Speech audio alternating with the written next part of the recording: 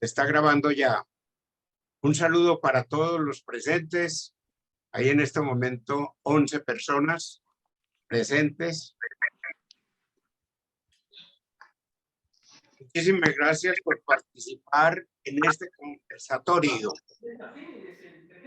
sobre las grandes estrategias de cambio en la educación necesarias para el nuevo orden virtual, para el nuevo orden mundial. Nuestro ilustre expositor de hoy, a quien agradecemos inmensamente el haber aceptado esta invitación para hoy, es el doctor José María Torralba López, cuya extensa hoja de vida di a conocer a ustedes oportunamente, y de la que quiero destacar brevemente.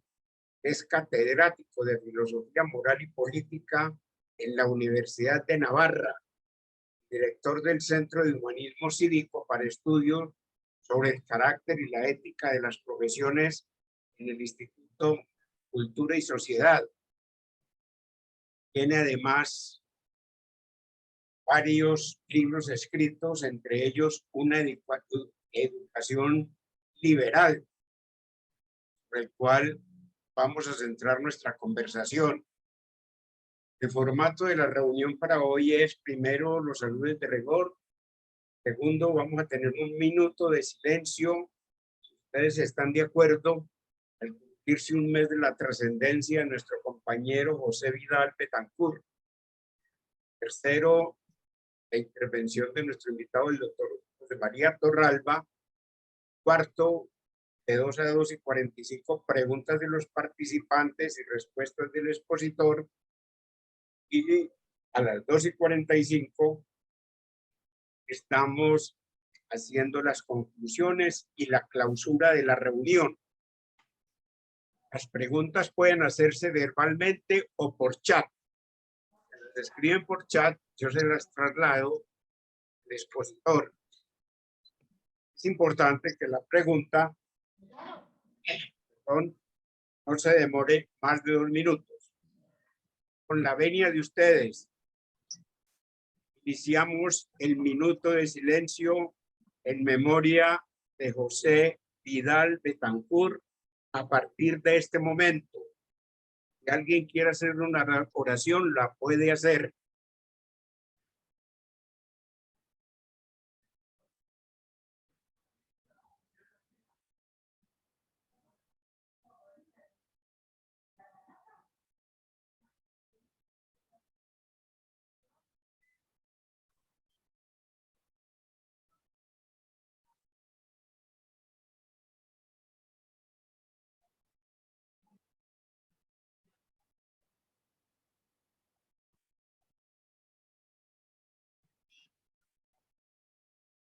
Cedo la palabra entonces al doctor José María Torralba. Adelante, doctor José María.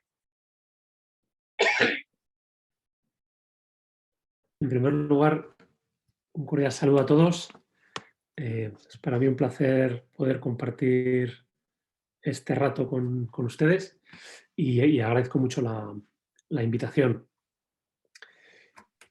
El tema del que se me pidió que hablara es acerca de la educación, es decir, la educación en el contexto actual de nuestra sociedad y de los retos que tiene. Entonces, el motivo de que se me pidiera hablar de este tema es que recientemente, en el mes de marzo, publiqué un libro titulado Una educación liberal, elogio de los grandes libros. Educación liberal es un término que no tiene relación con, digamos, teorías políticas liberales ni con teorías económicas liberales, sino que cuando se utiliza ese término de educación liberal es un sinónimo de educación humanista o educación humanística. Educación liberal es muy común en el ámbito anglosajón, liberal education, y en el ámbito de lengua española pues es menos común, pero bueno, el título del libro pretende también ayudar a que sea más utilizado. Entonces, en ese libro, que está publicado en Ediciones Encuentro de Madrid, ahí me ocupo de diversas cuestiones de la educación actual, sobre todo en el nivel universitario, aunque creo que casi todo lo que digo es aplicable también al nivel de la secundaria, incluso de la primaria. Y también el libro combina una parte más histórica y teórica de estas tradiciones educativas, de las que ahora diré algo, con una parte más práctica y aplicada, donde recojo la experiencia educativa que he tenido la ocasión de, sí, de vivir en primera persona en la Universidad de Navarra, que la foto que tengo de fondo es el campus de la Universidad de Navarra. Entonces, lo que me propongo hacer es, en primer lugar, una breve panorámica de las tradiciones educativas que existen ahora mismo en el mundo, por lo menos las principales, y en qué se distingue cada una, para poder entender la propuesta que quiero hacer. Y una segunda parte más larga, donde lo que haré será referirme a 10 principios de educación humanista. ¿No? Parece claro, bueno, por el título y la presentación de la sesión, pero si no ha quedado claro todavía, lo digo ahora. Lo que pretendo es hacer se puede llamarse una apología o una defensa o una propuesta de la importancia de las humanidades en la educación, o de por qué una educación que incluya, que atienda a las humanidades, pues es una educación mejor, más completa y que redunda en último término en beneficio de la sociedad, por motivos y por razones que ahora iremos viendo. Muy bien, pues en primer lugar he dicho que iba a hacer una breve panorámica de las tradiciones educativas. Entonces, las tradiciones educativas que hay, por lo menos en Occidente y en Oriente también, porque digamos, sobre todo la universidad nace en Europa y luego se exporta, si se puede hablar así, allí donde pues, ha llegando el influjo cultural o intelectual educativo de Europa. O sea, que yo sepa, digamos, no hay otro modelo comparable al de las universidades que conocemos en los países, en Colombia, en España. No hay nada, digamos, alternativo, ¿no? Que cumpla esa misma función. Entonces, esas grandes tradiciones tienen que ver con diversos países. Digamos, tenemos por un lado la tradición inglesa, o si queremos anglosajona, ahora me referiré a ella. Tenemos por otro lado la tradición alemana, luego tenemos la tradición francesa, y en último término, si se puede hablar así, está la tradición de Estados Unidos, que es mucho más reciente, lógicamente, se puede que tiene como unos 100 años o 120 años, desde 1890, 1900, que es una tradición que en realidad recoge partes de las otras tres, de la alemana, de la francesa y de la inglesa, especialmente de la inglesa, que es el origen que tiene. Pero siendo Estados Unidos en el mundo educativo claramente pues, el referente o el número uno en muchos aspectos, pues se puede considerar que es una tradición, porque también ahora lo que sucede es que en muchos países, en muchas universidades, miramos a Estados Unidos, ¿no? Y queremos de algún modo ser como ellos, sin que necesariamente eso significa que sean mejores. Pero en el ámbito educativo, por lo que voy a decir, o sea, por lo que respecta a las humanidades, sí que está en una posición mejor, me parece a mí, que a este otro lado del Atlántico, o creo que también en el hemisferio sur, o bueno, o en América, debajo de Río Grande. Bien, entonces, me referiré brevemente a cada una de las tradiciones. Empiezo por la tradición inglesa, que quizás es la más antigua. Cuando digo tradición inglesa, claro, todo esto son siempre como tipos ideales. Pues es lo que uno podría encontrar más o menos en el siglo XIX en Oxford y Cambridge. ¿No? Sería como el modelo prototípico de universidad de la tradición inglesa. ¿Por qué se caracteriza o qué es lo que caracteriza a este modelo? Lo que caracteriza es el conocido sistema de college, es decir, que un estudiante va a la universidad y vive junto con otros estudiantes, convive con los profesores. Ese es un rasgo importante, que es una universidad residencial. Pero otro rasgo que es el decisivo es que la universidad de esta tradición entiende que parte de su misión es formar a los futuros ciudadanos, ¿no? En inglés sería la palabra gentleman, ¿no? A los caballeros. Es decir, que la misión de la universidad no es principalmente, o desde luego exclusivamente, preparar para una profesión, sino que incluye también esa dimensión, podemos llamarlo personal o también cívica, ¿no? La dimensión personal de que son gente que llega, los estudiantes son gente que llega a los campus muy jóvenes, con 17, 18, 19 años, y a través de esa convivencia y de las experiencias que tienen en esos años van forjando su personalidad en momentos decisivos. Y luego también está esta idea, ¿no? De prepararles para la vida cívica, podemos llamarlo así, para la participación también política y social. Esa es la tradición inglesa. descrita en 2 o 3 trazos rápidos. Luego está la tradición alemana. La tradición alemana se puede señalar su fecha de inicio a principios del siglo XIX, hacia 1800 y pico, 1810, 1811, con la fundación de la Universidad de Berlín. Y ahí se llama así el modelo Humboldt de universidad. Entonces, ¿qué es lo que caracteriza a esta universidad alemana, que sigue viva o sigue vigente hoy en día en general en casi todas las universidades de ese país? Se podría decir que es lo siguiente, dos rasgos. Uno, el énfasis en la investigación. Es decir, las universidades se entienden a sí mismas sobre todo como un centro o lugares de avance en el saber. Y eso no solo porque haya investigadores o porque haya profesores que dediquen tiempo a la investigación, sino también porque la enseñanza de los alumnos de grado, los que comienzan, está enfocada no a aprender manuales, por ejemplo, o simplemente a adquirir conocimientos, sino a iniciarles en la investigación. ¿Por qué? No porque se piense que alguien de primero de carrera puede hacer grandes descubrimientos, sino porque se piensa que un modo de ayudar a formar a las personas adecuadamente es desarrollar, digamos, esas cualidades propias de la investigación, por la pregunta por el por qué, la insatisfacción intelectual, estar buscando siempre como explicaciones más completas, ¿no? La curiosidad.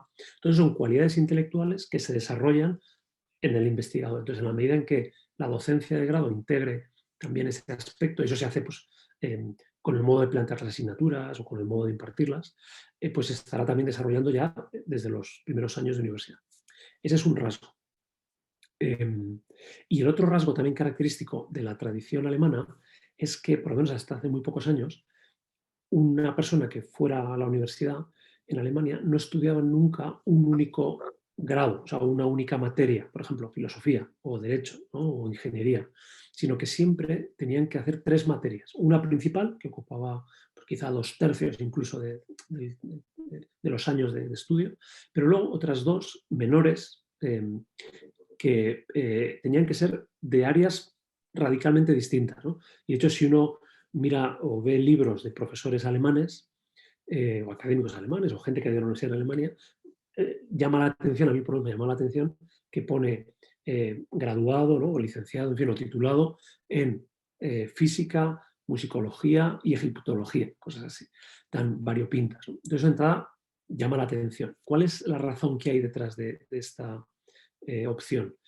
Una idea que también es muy importante, que es que si uno solo estudia o solo le preparan en una determinada materia, sea derecho, sea filosofía, sea matemáticas, su visión de la realidad o de los problemas en realidad es parcial, porque la realidad es compleja.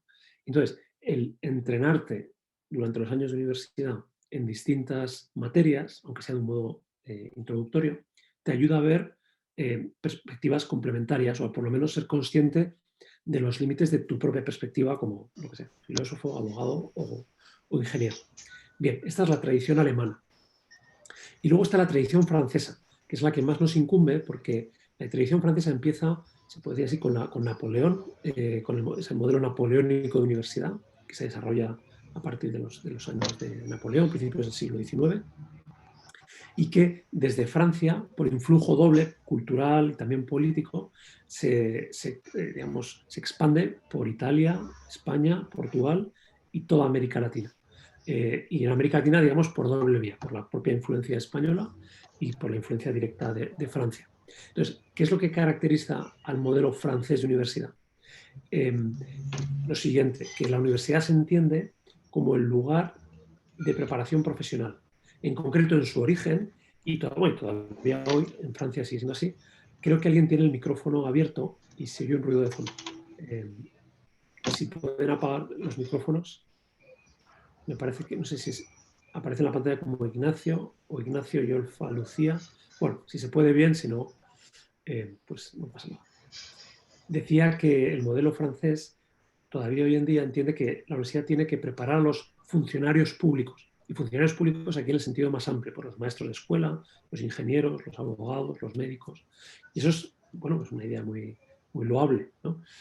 Pero, y ahora ya voy entrando en, digamos, en discusión, o sea, va a ver por qué quiero hacer esta presentación, pero antes de eso tengo que mencionar el modelo de Estados Unidos. Entonces, el modelo de Estados Unidos, sus raíces históricas claramente son las del college inglés, que es lo que empieza a desarrollarse pues ya en el siglo XVIII plenamente en Estados Unidos. Pero bastante pronto, hacia 1840, 1850, en parte por la inmigración, en parte por ese espíritu también muy americano de, digamos, coger lo mejor o imitar lo mejor, pues introducen también en el modelo universitario de Estados Unidos la tradición alemana de investigación. Por ejemplo, con los doctorados. La idea del doctorado, que nos parece tan común, eso en realidad empieza en Alemania, o sea, esa idea, ¿no?, de doctorarse con un grado académico superior. Entonces, en Estados Unidos lo que tenemos es, bueno, hay universidades, digamos, instituciones universitarias de muchos tipos, pero por hablar del prototipo es universidades, el prototipo son las grandes universidades conocidas, pues Harvard, Chicago, Princeton, ¿no?, ese tipo de universidades, digamos, serían como el prototipo al que me estoy refiriendo aquí. Son universidades de investigación, se llama así. De hecho, por ejemplo, se ve en los propios números de los alumnos. Es decir, las universidades suelen tener unos 4.000 o 5.000 alumnos de grado y luego unos 10.000 alumnos de posgrado, de máster y sobre todo doctorado. Eso ya da una idea, digamos, de dónde está el peso de la investigación. Pero, a pesar de este peso de la investigación, que digo, tiene su influencia en Alemania, o viene de la tradición alemana, han mantenido en muchos de estos campus, no en todos desde luego, pero en muchos sí, digamos, la idea de que la universidad no está solo para preparar profesionalmente, ni siquiera tampoco solo para investigar, sino para formar a la persona. Y en Estados Unidos con un sentido quizá más social, para preparar a los ciudadanos. Este proceso se acentúa o se acelera especialmente después de la Segunda Guerra Mundial, ¿no? También cuando empieza la Guerra Fría, hay bastantes escritos donde hay una reflexión, ¿no?, de los educadores diciendo tenemos una responsabilidad ante la sociedad para mantener lo que llaman ellos el mundo libre. Bueno, es un debate desconocido. Y esa idea de mantener el mundo libre, digamos, en parte es una responsabilidad de la educación que se ofrece en las universidades. Y por eso, y con eso termino el panorama y comparo los modelos, en esa tradición educativa se combina la preparación profesional y la investigación con la atención al desarrollo personal, al desarrollo de virtudes cívicas, etc. Bien, entonces con este panorama de tradiciones, ¿qué aspectos positivos y qué aspectos negativos hay en cada tradición, ¿no? Entonces, diría lo siguiente, diría que la tradición anglosajona, que se ha mantenido sobre todo en Estados Unidos, tiene la clara virtud de seguir entendiendo que es misión de la universidad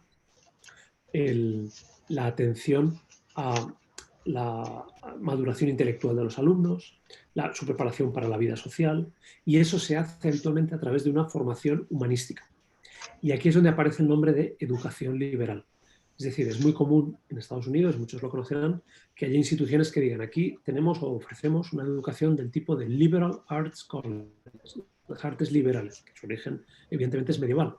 Pero cuando dicen liberal arts o educación liberal, se está refiriendo a esto, a una educación que no está orientada directamente o principalmente a lo pragmático, a lo útil. O sea, lo contrario aquí de liberal es lo útil. Entonces, claramente eso es positivo. En la tradición francesa, que es en la que estamos la mayor parte de los países, o todos los países de habla hispana, también portuguesa, esto es lo que voy a intentar, lo que falta aspecto, formación humanística, de ver la universidad como un lugar de preparación para la vida social. A Doctor, la lo vez, estamos escuchando mal. Estamos me escuchando están mal, doctor. escuchando mal. Vale, Mejor. vale. Ahora se me escucha bien. Sí, señor. Mejor ahora, vale. Si hay algún problema, muy bien, de acuerdo. Bueno, decía que lo que pretendo explicar, proponer o exponer o para compartir con ustedes es que me parece que en nuestro modelo educativo que viene de Francia es posible complementarlo con esa tradición de la educación liberal que está más presente ahora mismo en campus Estados Unidos. Esa es la experiencia que yo he tenido y que también otros colegas en otras universidades con esa tradición tienen, también, por ejemplo, en Chile, en México. O sea, no estoy hablando de algo que no exista, sino que es posible, ¿no? O sea, digamos, tenerlo. Bien, la primera parte, espero que nos ha quedado claro, sino luego tendremos más. Y la segunda parte, que es algo más larga, en esta segunda parte lo que pretendo es enunciar, enunciar 10 principios del humanismo que tienen que ver con qué modo se podría este idea de introducir ya digo,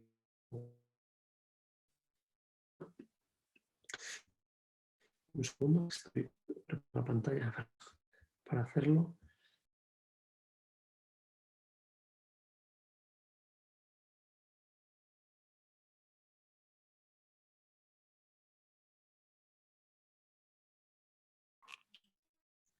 Vale,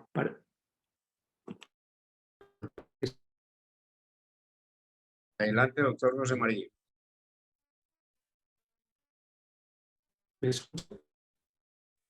Torralba, perfecto, adelante. estupendo. Bueno, decía que, sí, un segundo.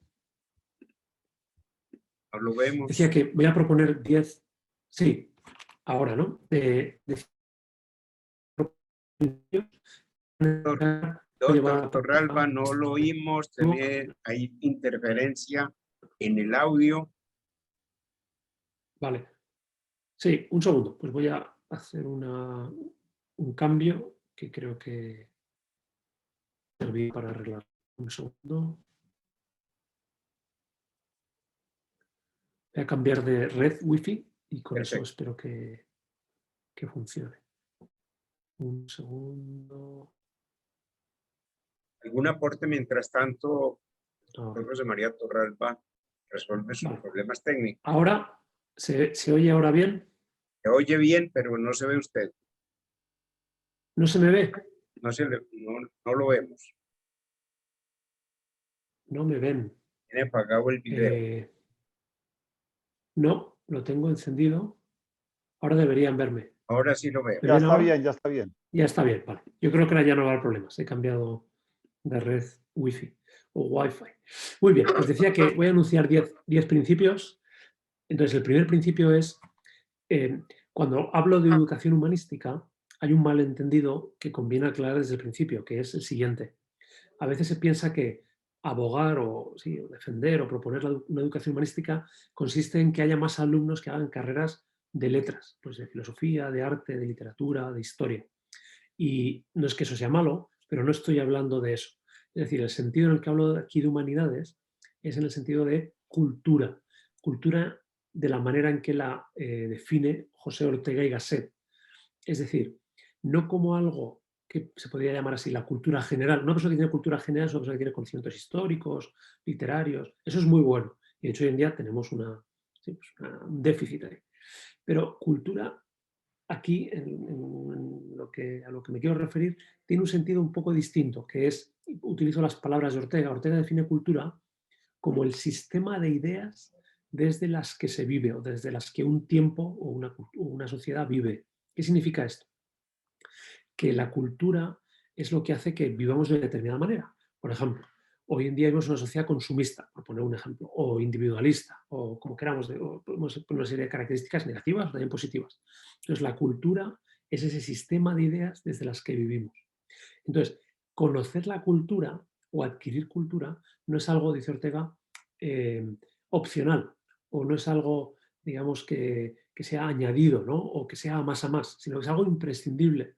Porque si una persona, especialmente una persona joven, no adquiere esa cultura, no entiende por qué el mundo es como es, las fuerzas que lo mueven, irá, también es otra imagen de Ortega y Gasset, como una boya a la deriva. Es decir, irá arrastrado por la corriente del pensamiento dominante, no tendrá oportunidad de pensar por sí mismo, de tomar sus decisiones. Esta es una primera idea. Entonces, cuando hablamos de que en la universidad haya unos contenidos, un aspecto de educación humanista, lo decimos no en el sentido simplemente que haya unos cursos de literatura, historia, no es eso lo más importante. Lo más importante es que se ayude a que los alumnos, a través normalmente de las humanidades, pero también las ciencias, a entender la sociedad en la que viven, a entender las ideas que mueven el mundo. Esta es una primera idea. Una segunda idea es, bueno, ¿y esto cómo se lleva a la práctica? Entonces aquí aparece una palabra que es en inglés, que creo que vamos, que tiene un sentido muy claro, que es la de core curriculum o core curriculum, decimos también aquí en España. Entonces, core significa esencial o nuclear. Entonces, en el ámbito anglosajón, especialmente en Estados Unidos, es muy común que las universidades digan, tenemos un core curriculum. Entonces, ¿qué significa eso? Significa que los alumnos o los estudiantes, independientemente del grado que cursen, todos tienen un número de asignaturas, que puede ser el 10%, a veces el 20%, comunes. Eso es un core curriculum. Entonces, la segunda idea es esta, es decir, si queremos ofrecer una educación completa, que transmita esa cultura de la que hablaba antes, el medio que se ha demostrado más efectivo, más eficiente, es no que todo el mundo haga una carrera de letras, porque eso no tiene sentido, o que haga 2 carreras, eso es también implanteable, sino que todos los alumnos tengan un contenido humanístico transversal, se puede decir. Y cuando digo humanístico, insisto que no es solo de letras, también en esos contenidos tendría que haber asignaturas, por ejemplo, de la visión científica del mundo o los retos de la tecnología en el mundo actual, ese tipo de cuestiones. Bien, esta es una segunda idea. La relacionada con esta, antes de pasar a la tercera, añado lo siguiente, que también a mí particularmente me interesa y quizás sea también de su interés, que es este core curriculum, o sea, estas asignaturas transversales, tienen distintas modalidades. Se pueden impartir pues, a modo de conferencia o a modo de lección magistral o del modo que se quiera. Pero hay una metodología que tiene ya más de 100 años y que se ha demostrado especialmente fructífera para conseguir estos fines de los que estamos hablando de educativos, que se llama así, los seminarios de grandes libros. Es decir, hay bastantes universidades en Estados Unidos que su core curriculum consiste en una serie de seminario de grandes libros. ¿Qué significa seminario de grandes libros? Pues nada especial. Unas clases más o menos pequeñas, de unos 15, 20, 25 alumnos, donde se leen las obras clásicas del pensamiento y de la literatura. Eso es el seminarios de grandes libros. Y diría, y de esto voy a hablar luego un poco más, que ese es como el método más eficaz. ¿Por qué? Porque pone en contacto con la tradición, en fin, desarrolla una serie de cualidades intelectuales. Bien, en tercer lugar, enuncio un principio que es el pluralismo metodológico. No sé si aquí hay educadores o gente que ya trabaja en el mundo de la educación, probablemente sí, y es bastante frecuente que, sobre todo los que somos profesores, a veces pues discutamos, ¿no?, sobre si hay que imponer un determinado modelo, un determinado método educativo, pedagógico. Yo ahora estoy hablando de un modelo pedagógico, ¿no? Entonces, aunque hago apología de él y me parece que tiene sus virtudes, pero también considero que no hay un único modelo que sirva incluso para conseguir estos fines de la educación humanística, sino que hay varios modelos, también he dicho antes, ¿no?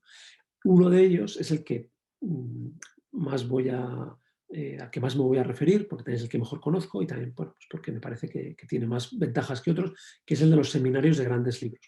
Pero, por ejemplo, antes mencionaba la tradición alemana.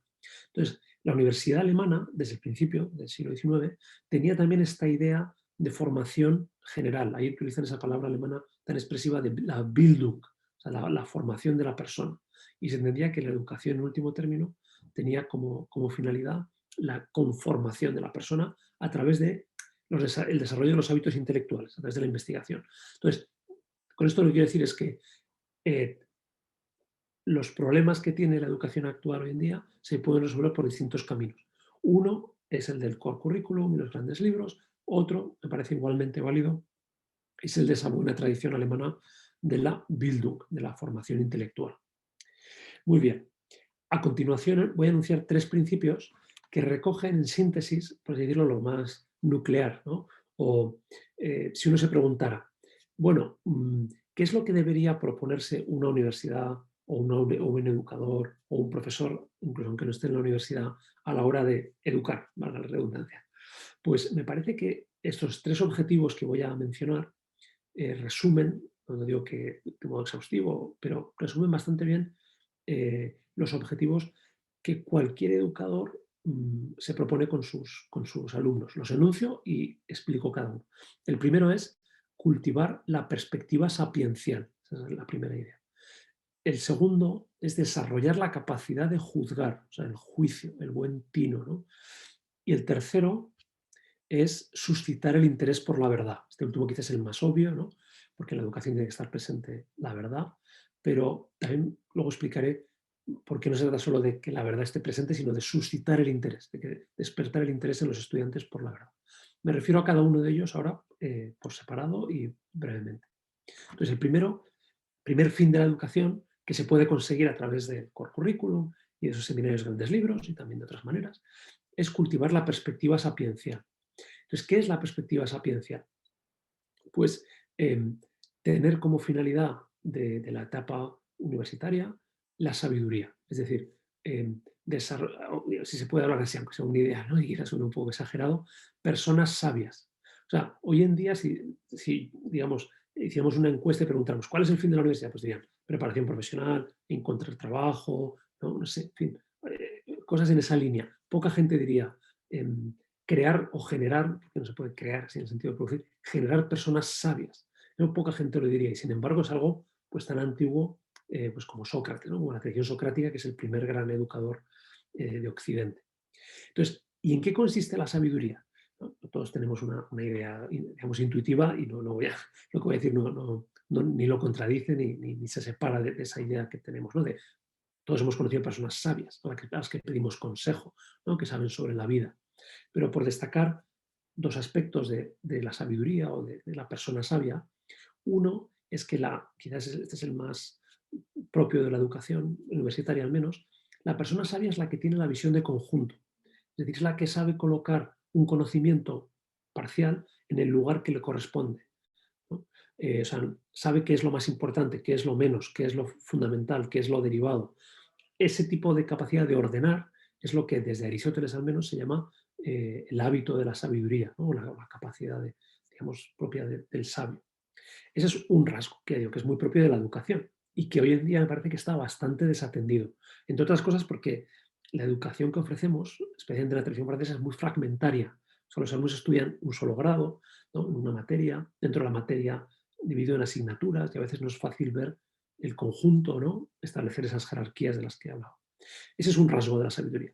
El segundo, que quizás el que todo el mundo tenía en la cabeza, es que en realidad sabio es quien tiene las respuestas sobre la vida o sobre la vida buena.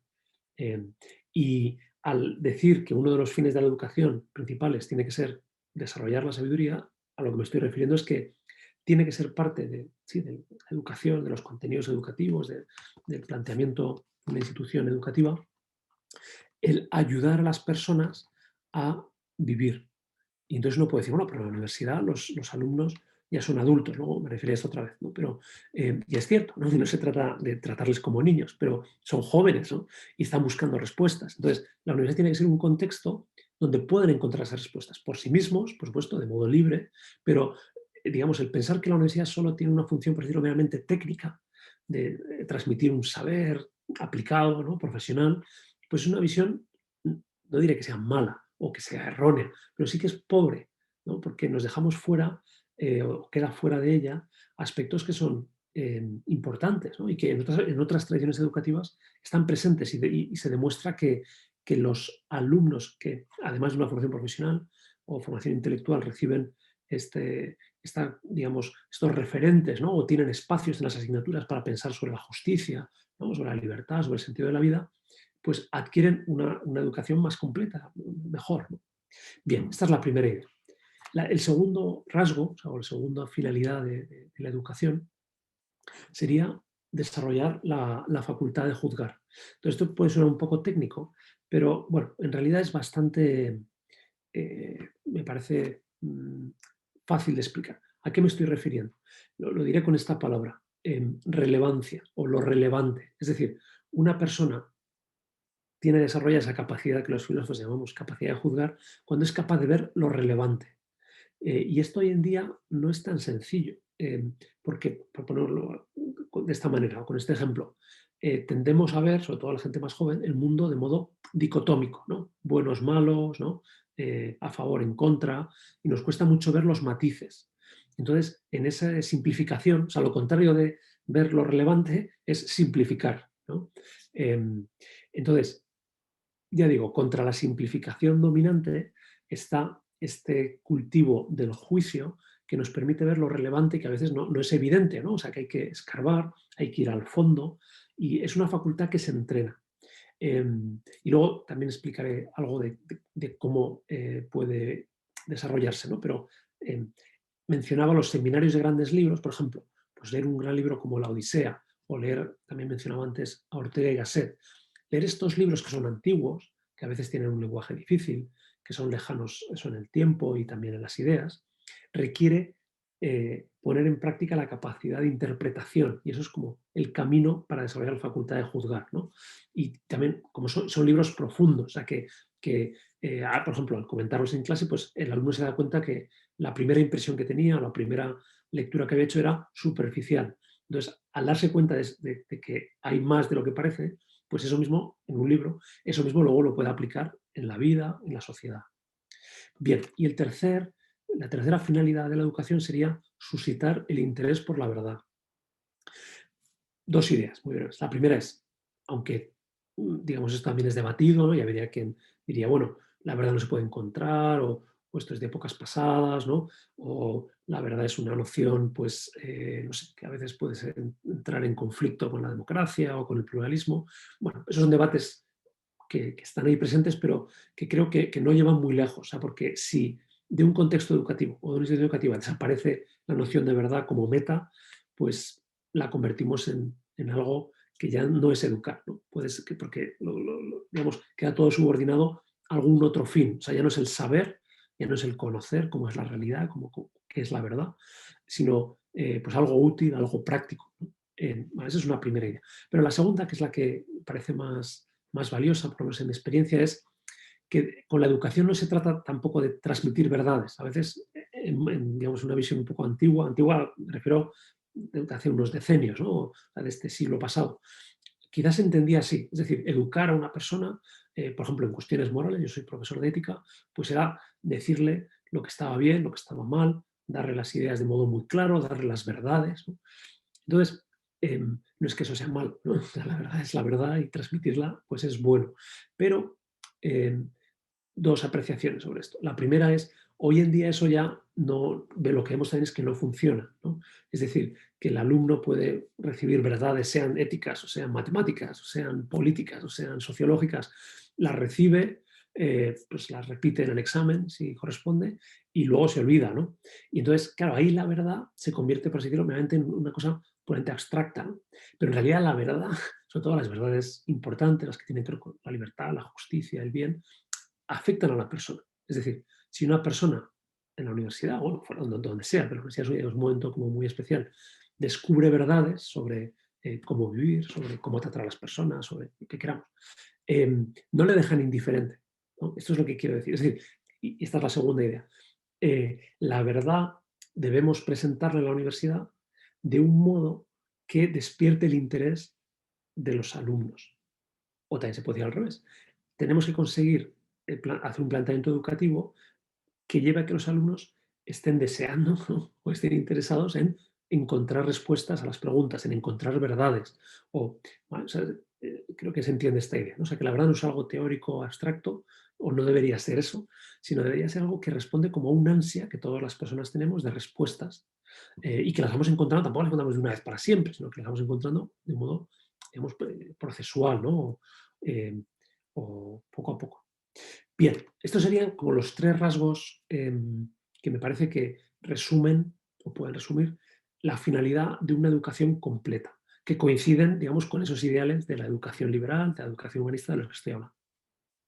Voy ahora al séptimo punto, eh, que es un tema un poco distinto, pero que también me parece importante, que es sobre todo en las, o diría incluso casi exclusivamente en las universidades de tradición francesa, es muy extraño, no es nada frecuente que haya facultades de teología o que haya asignaturas de teología o de religión o sobre Dios, digamos, ¿no?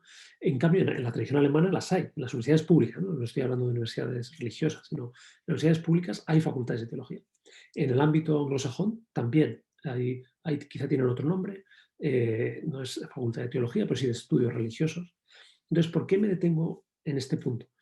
Más allá de que yo esté en una universidad de inspiración cristiana, pero no tiene que ver con eso. Tiene que ver con una idea que en realidad es de Newman, de John Henry Newman, que está bien como el gran educador contemporáneo, al menos en esa tradición de la educación liberal, con una idea que él formulaba de la siguiente manera. Antes he hablado de la sabiduría, ¿no? El sabio es el que sabe poner cada conocimiento en el lugar que le corresponde y cuál es la jerarquía entre los distintos conocimientos. Eso se aplica también a las ciencias, ¿no? Hay ciencias más básicas como la química, la física, matemática, por supuesto, la filosofía son ciencias básicas, hay ciencias aplicadas, ¿no? Pues la ingeniería, el marketing, ¿no? Y lo que decía Newman sobre esto es, la teología es una ciencia, es un saber, por lo menos, de tipo fundamental. Incluso se puede decir el más fundamental en la medida en que se ocupa de cuestiones más radicales, ¿no? Sobre pues, el origen del mundo, o el orden del mundo, o el sentido también de la vida. O sea, esas cuestiones, por lo menos en la tradición occidental y en otras yo creo que también, van unidas a la discusión sobre si hay un Dios, si no lo hay, cómo es, ¿no? La aparición del cristianismo. Ya digo, esto cuando hablo aquí de teología no necesariamente hablo de que esté dirigido a personas creyentes, o sea, esto es independiente de que los alumnos sean creyentes, de que la institución tenga una inspiración religiosa o no, es independiente de eso. O sea, la idea de Newman es una educación completa, un sistema educativo completo, tiene que dejar un espacio, o sea, una asignatura, por ejemplo, o una facultad, o que se ocupe del tema de Dios.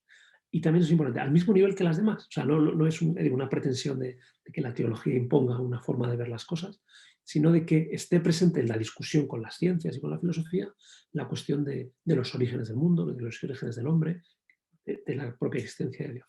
Esto es otra idea que también me parece importante destacarlo porque, ya digo, no es nada habitual en universidades de nuestra tradición francesa. Y me parece que eso es digamos, una pérdida, ¿no? E incluso se ve como algo extraño, ¿no? La religión en la educación. Cuando tenéis algo, pues normal, pues discutir, ya digo, habrá quienes están a favor, quienes están en contra, quienes tengan argumentos de crítica a Dios, de defensa del ateísmo, pero esa discusión tiene que tener su lugar en la universidad. Si no está presente, y lo que dice Newman, y con eso termino este punto, es otras ciencias ocuparán el lugar que le corresponde a la teología. Y eso, bueno, pues es un problema. Bien, voy al octavo punto, llegamos como hacia el final. El octavo punto es que una educación completa, en nuestro contexto educativo, debería incluir, por un lado, contenidos éticos y luego también lo que se puede llamar así el desarrollo o la educación del carácter. Entonces, me detengo sobre todo en lo primero. No porque yo sea profesor de ética, que también, sino cuando hablo de contenidos éticos, estoy pensando sobre todo en lo que se llama la ética profesional. Es decir, pensemos en alguien que se gradúa o que se matricula en la titulación de administración de empresas, ¿no? O como se llame en cada país. Entonces, en ese trabajo, ¿no? En los negocios, ahí aparecen de modo inevitable cuestiones morales, de justicia, de honradez, ¿no? De qué es lo mejor para la sociedad, de cómo solucionar problemas como la pobreza. Y eso son cuestiones éticas, ¿no? Cómo hacerlo, ¿no? O si los impuestos tienen que ser más altos o más bajos. Al final no es simplemente una cuestión técnica, es una cuestión de qué idea de justicia o de sociedad tengamos. Entonces, lo que quiero decir es que lo lógico, lo natural, es que en la formación de alguien para el mundo de los negocios haya un espacio donde se discutan esas cuestiones éticas. Y sin embargo, no es tan frecuente, son minoría las universidades que tienen una asignatura obligatoria de ética profesional. Y eso resulta sorprendente, porque, y esta es la idea que me gustaría subrayar, para prepararse como un buen profesional de los negocios, no puede uno, digamos, no tener formación en ética de los negocios, ¿entiende? Por lo menos conocimiento, hay que hablar en distintas posturas, pero tiene que haber dedicado tiempo a eso. Y sin embargo, en nuestra tradición francesa, por razones aquí ya sí que desconozco, eso no es tan frecuente. Es como incluso, a veces incluso un poco, puede parecer como meter la ética, ¿no? En algo que no le corresponde, cuando casi todas las, no digo ya todo el ámbito biosanitario, ¿no? La medicina, la enfermería y todo tipo de dilemas o de cuestiones éticas, bioéticas. Pero en todas las cargas, de un modo o de otro, en la educación también, aparece ese tipo de lo que se llama la deontología profesional. Ya digo, entonces, incluir esto es como algo que parece necesario. Y en segundo lugar, más breve, porque ya ha ido saliendo, como ahora se verá, es propio de la educación universitaria también ocuparse del desarrollo del carácter de los estudiantes. Entonces, ¿qué significa el desarrollo del carácter? Lo que decía antes con la sabiduría, ¿no? O sea, que no es algo extraño, no es algo que no pertenezca a la vida de la universidad o a la tarea de la universidad, el interesarse o el procurar que las personas, mientras están en las aulas, crezcan también en la dimensión, para la redundancia, personal, ¿no? O sea, se conviertan en personas más maduras, ¿no? O más honestas. Entonces, uno puede decir, bueno, pero quien llega a las aulas universitarias ya es mayor de edad. Por supuesto. O sea, aquí no se trata de tratarles como les tratan unos padres en su casa que les dicen cómo hay que comportarse, ni en el colegio, que también, ¿no? Pues eso tiene esa función. En la universidad eso se hace de otra manera, por supuesto contando con la libertad.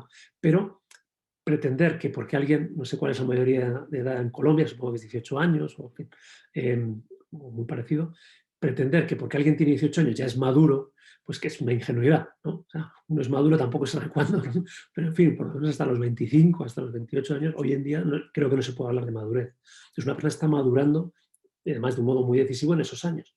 Bueno, entonces eso, en la medida que estamos educando, em, educar siempre es educar a la persona entera, se puede decir así, ¿no? O sea, que no podemos solo educar el intelecto, sino también el carácter. Esta es la idea. Bueno, y ya los dos últimos puntos. Uno es, es más como, por así decirlo, institucional, ¿no? Decía que vimos una tradición educativa francesa que está orientada a lo profesional. Muy bien.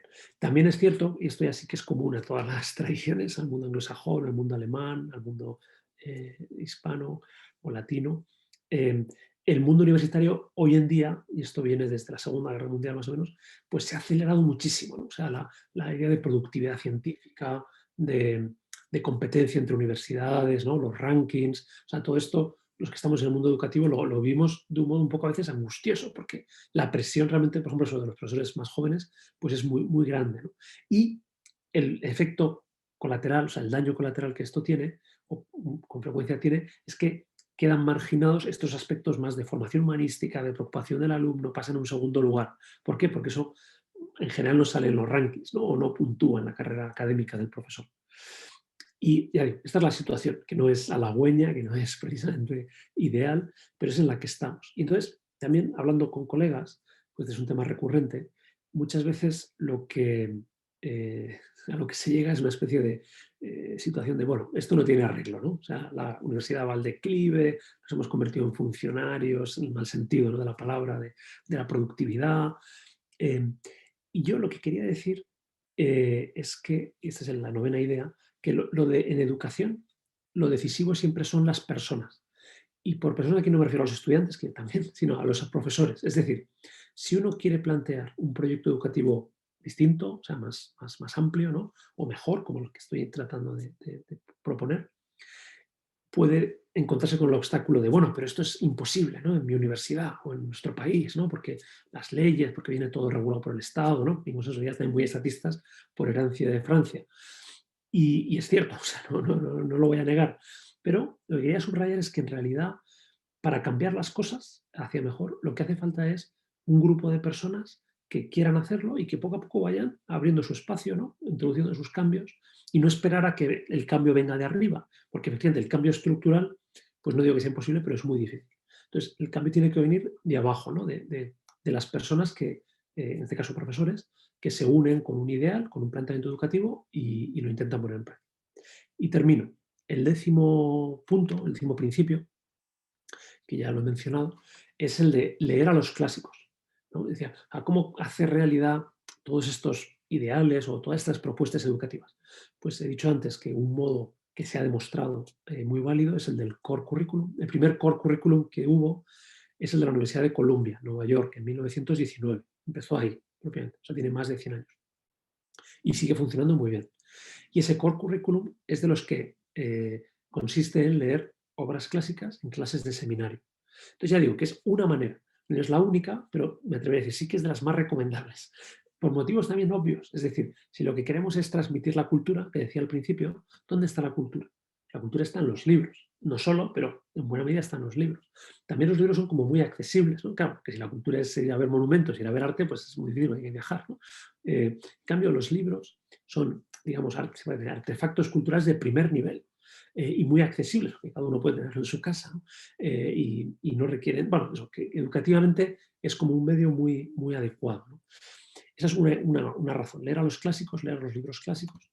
Y la otra, y con esto termino, es que en estos seminarios de grandes libros se sigue el llamado método socrático, que quizás es muy, muy conocido, que tampoco tiene nada de especial, se llama así y a veces puede parecer que es algo muy elaborado. Método socrático es, por así decirlo, intentar seguir los principios educativos de Sócrates, que, por decirlo en una frase, consistían no tanto en transmitir un conocimiento, es decir, esta es la verdad, ¿no? Este es el resultado, esta es la respuesta, como en, a través del diálogo, a través de la respuesta, hacer que la persona se diera cuenta, por ejemplo, de que no estaba en la verdad o de que lo que creía que sabía de un modo suficiente, pues no era suficiente. Entonces, eso a la persona, digamos, generaba en la persona a veces una sensación perdón, de rechazo ante Sócrates, ¿no? Porque siempre es molesto, pero también de necesidad, sea por rechazo, digamos, de pues que entonces tengo que encontrar la respuesta correcta, o positiva, ¿no? De pues esta persona, ¿no?, parece que sabe algo que yo no sé, o tiene algo que ofrecerme a través de su conversación. Entonces, el método socrático también diría que es como el método más apropiado para conseguir estos fines. Es decir, y eso pues, se consigue a través de, o por lo menos o en el mundo actual, donde está eso más presente, en los seminarios de grandes libros, que consisten en leer obras clásicas, reunirse pues, 1 o 2 veces a la semana, comentarlas entre los alumnos y el profesor, y luego en escribir ensayos argumentativos. Y en esos ensayos argumentativos se desarrolla esa capacidad de juzgar de la que hablaba antes, porque uno tiene que distinguir lo importante de lo menos importante, tiene que proponer una idea, ser capaz de defenderla, también conectarla con la propia vida, con la sociedad, con ese ideal de la sabiduría. Bien, pues me parece que es el tiempo, ¿no?, que habíamos acordado. Lo dejo aquí y así podemos tener un coloquio. Muchas gracias. Muchísimas gracias, doctor José María Torralba, por su excelente exposición. De ella me impactaron 2 asuntos. Uno, la sabiduría. Pensamos en reproducir la enseñanza, pero no pensamos en la sabiduría que debemos como introyectar en nuestros alumnos.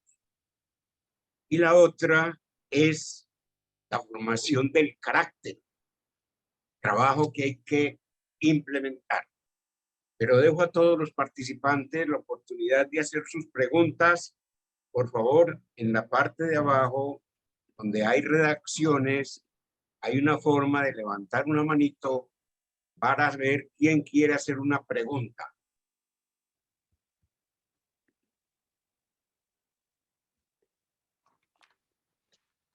Augusto, adelante. Me gusta saludarte. Hola. Sí, he llegado a tiempo. Desde España. Estaba en Madrid, sí, sí. Sí, quería hacer 3 comentarios sobre la idea del profesor Torralba. Uno, que supongo que conocerá, yo estaba ahora escuchando un curso en el Club de Roma, yo no soy profesional de la educación, pero por curiosidad he estado dentro del curso y supongo que conocerá que hay un experimento, pero no es a nivel universitario, es justamente preuniversitario, donde se empiezan a dar clases con distintos profesionales en la misma aula. Es decir, mezclando materias. A mí me resultó interesantísimo. No existen los tiempos de intervención y de alguna forma claro, tiene esa fuerza un método socrático, es un intercambio de ideas dentro de las mismas clases. Eso es una cosa que a mí me llamó mucha atención y le pregunto por eso.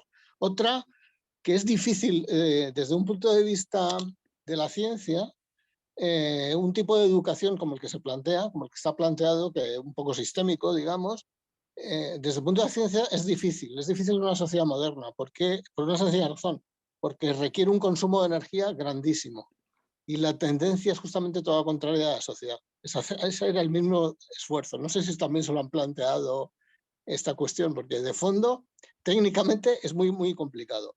Y la tercera, que estoy totalmente de acuerdo, yo he sido un amante de la teología, pero yo creo que hay un estudio incluso previo al de la teología que sería fundamental, que sería el de la cosmología, con la misma idea que ha expresado, ¿no?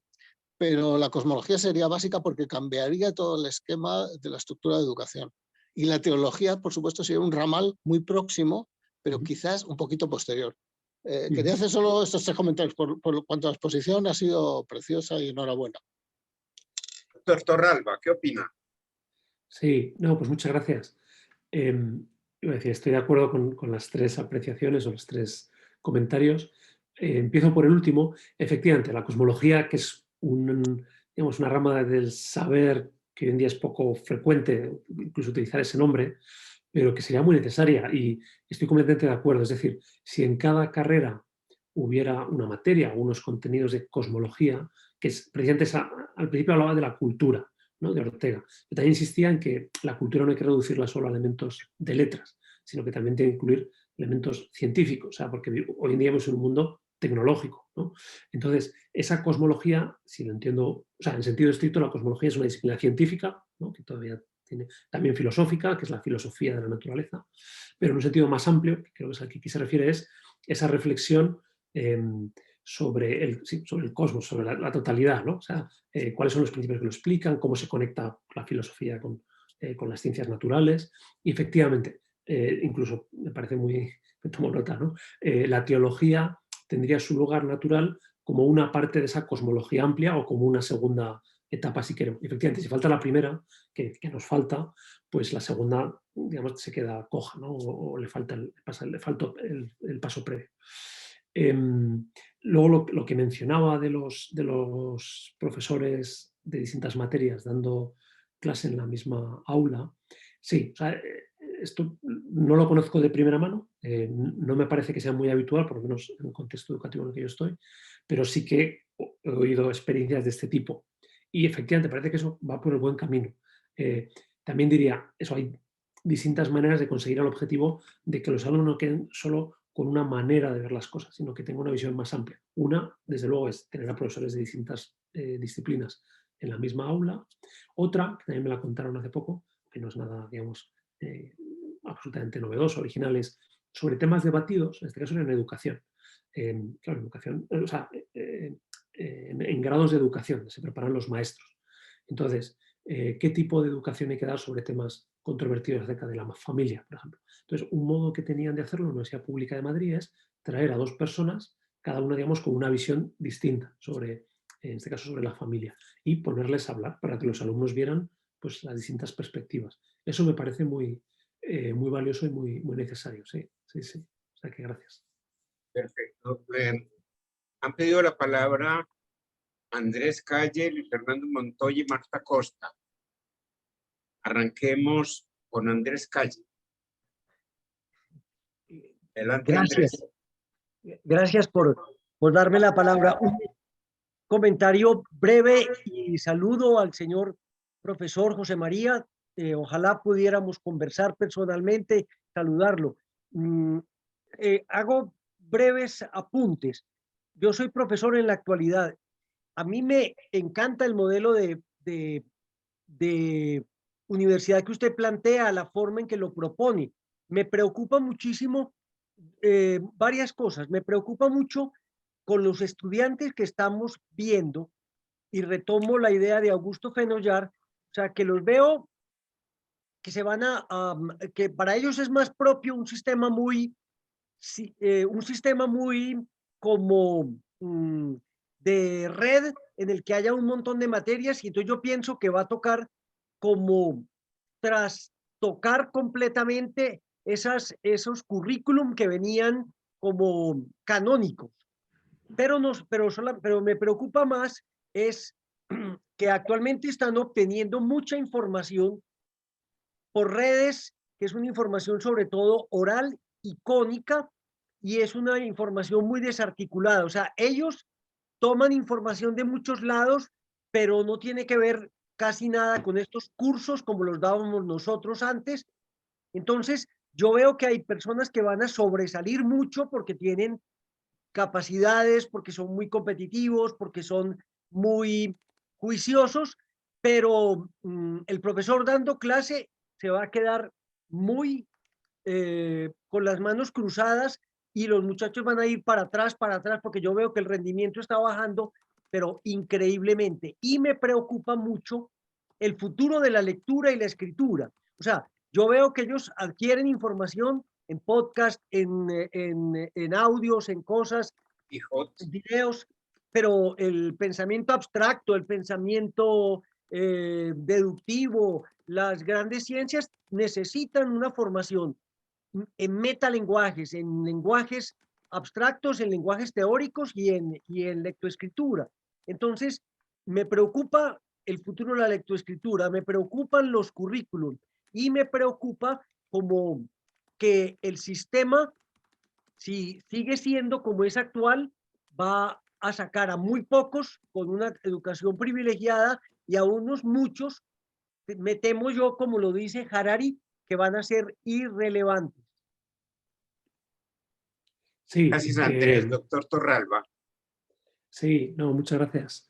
¿Y usted es profesor en educación secundaria o en universidad? En universidad. Universidad. Sí, me quedo, vamos, estoy completamente de acuerdo con el diagnóstico, con esas ideas, y me quedo con la última cuestión que ha mencionado, de la competencia lectoescritora, ¿no? De la capacidad de los alumnos para escribir un texto, sobre todo argumentativo, y también de comprensión lectora, ¿no? Que es muy bajo, efectivamente. Y no puedo estar más de acuerdo con que ese es un gran problema. Es más, me atrevería a decir que desde el punto de vista de pretender hacer algo en la línea de la educación humanista, el primer paso y el primer obstáculo también es ese bajo nivel de lectura y de capacidad de escritura. Entonces, por eso también es lo que he ido mencionando de los seminarios de grandes libros, porque no sé, mi experiencia, llevo 8 años impartiéndolos en la universidad y también asistiendo a congresos y viendo la experiencia en otros lugares, me atrevería a decir que es el camino. Es decir, ¿cómo podemos conseguir que los alumnos tengan más competencia lectora con todas las consecuencias que eso tiene, ¿no? Pues que lean, ¿no? Pues es como casi de perogrullo, pero es cierto que cada vez es más difícil, ¿no? Porque hay toda esta distracción, si queremos así. A la vez, mi experiencia en la universidad, y ya digo, la de otros, es que todavía es posible que los alumnos lean, incluso que lean obras clásicas con 18 años, ¿no? Que lean la Odisea y que disfruten. Eso que puede parecer, yo digo, incluso yo mismo era escéptico, yo el primer año que lo intenté hacer dije, no, vamos a fracasar. Y sin embargo, lo triunfamos, se puede decir así, no tanto por mérito nuestro, como por el poder que tienen los clásicos. Es decir, si se hacen en un contexto adecuado, ¿no? Eso de seminario, de diálogo, en fin, con un método pedagógico que ayude, esos libros siguen interesando e interpelando a los jóvenes.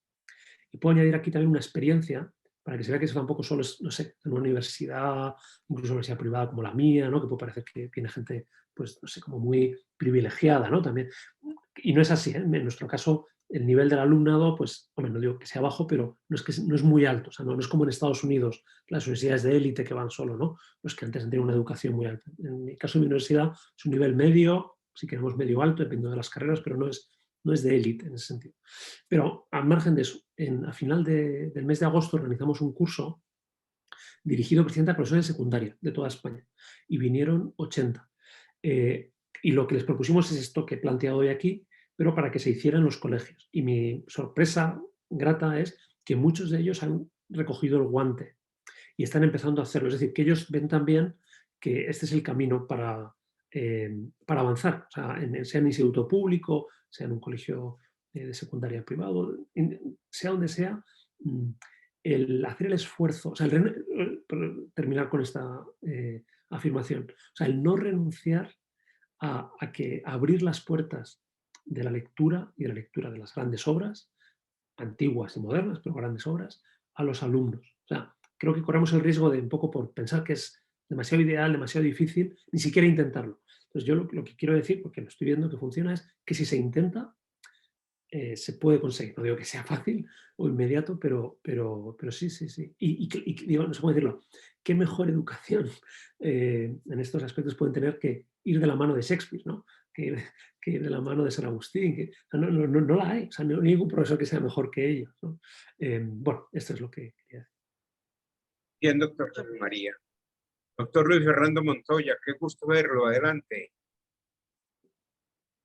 Muchas gracias. Fernando es un joven abogado. Adelante. Lo vemos. Denme un segundo.